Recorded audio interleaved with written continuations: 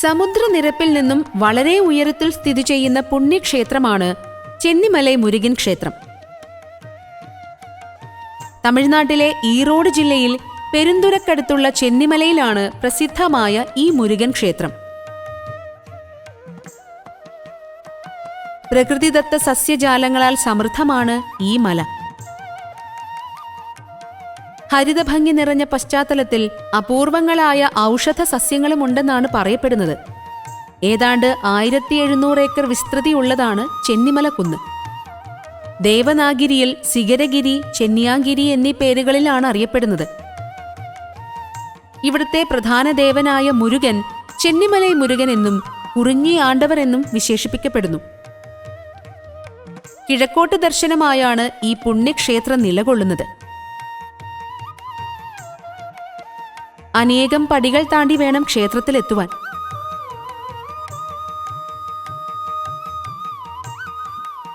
കാഞ്ചിമ നദി എന്നുകൂടി വിശേഷിപ്പിക്കപ്പെടുന്ന നെയ്യാൾ നദിയുടെ സാമീപ്യം കൊണ്ട് ധന്യമാണ് ഈ ക്ഷേത്രം. ക്ഷേത്രത്തിന് തൊട്ടുമുന്നിലായി പുളിയാടി വിനായകർ കുടികൊള്ളുന്നു.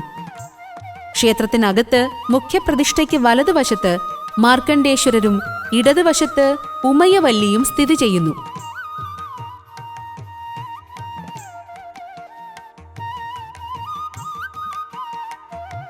കൂടാതെ കാശി വിശ്വനാഥന്റെയും വിശാലാക്ഷിയുടെയും സാന്നിധ്യവും ഈ ക്ഷേത്രത്തിലുണ്ട്.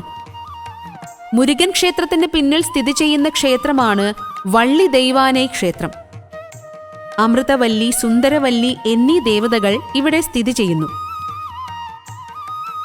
തമിഴ് മാസമായ തൈമാസത്തിലെ രഥോത്സവമാണ് ഇവിടുത്തെ പ്രധാന ഉത്സവം. ധാരാളം ഭക്തർ ഒഴുകിയെത്തുന്ന വേളയാണിത്. ഈ പ്രദേശം കൊടുമനം എന്നറിയപ്പെട്ടിരുന്ന പുരാതന നഗരമായിരുന്നുവെന്നും ഇവിടം ചേരരാജവംശത്തിന്റെ കീഴിലായിരുന്നുവെന്നും പറയപ്പെടുന്നു.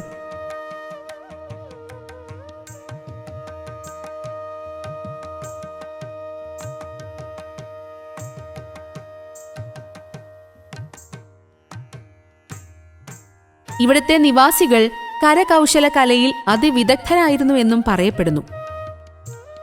ഇപ്പോൾ ഇവിടുത്തെ പ്രദേശനിവാസികൾ കൈത്തറി നെയ്ത്തിൽ ഏർപ്പെട്ടിരിക്കുന്നു.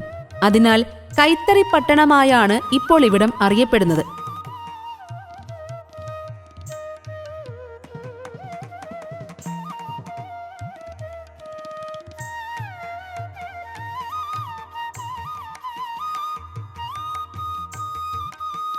തമിഴ്നാട് സംസ്ഥാനത്തെ പുരാവസ്തു വകുപ്പിന്റെ കീഴിലുള്ള ഒരു പുരാവസ്തു കേന്ദ്രം കൂടിയാണിത്.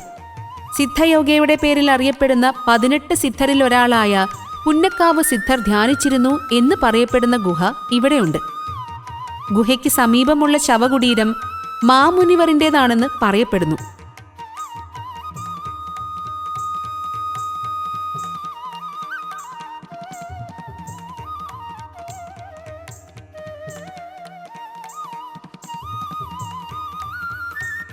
ചരിത്രപരവും സാംസ്കാരികവുമായ പ്രാധാന്യം ആഴത്തിൽ വേരോടിയിട്ടുള്ള പ്രദേശമാണ് ചെന്നിമല.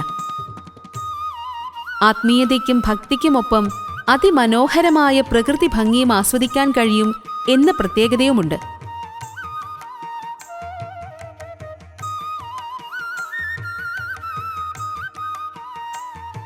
ഈ ക്ഷേത്രം സന്ദർശിക്കുന്നവർക്ക് കായികവും മാനസികവുമായ ഉണർവും ഉന്മേഷവും കൈവരുമെന്നതിൽ സംശയമില്ല.